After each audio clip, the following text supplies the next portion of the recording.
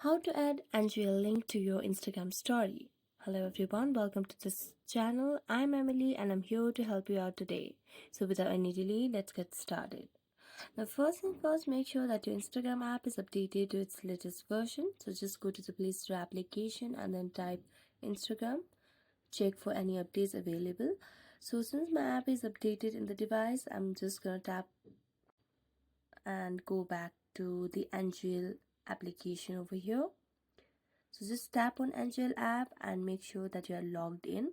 So as soon as you're logged in, it will lead to your home page like this, where you can copy your link as step 1. So just copy the link and then select on OK.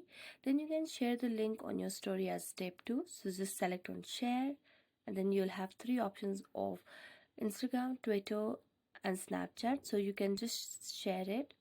Select on next step. Select on next step again and just share on Instagram.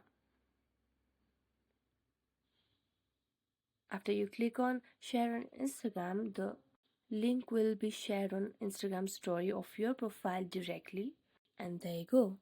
Thank you so much for watching this video. If you enjoyed it, don't forget to like, subscribe and hit the bell notification for more updates. That's it for today and see you next time.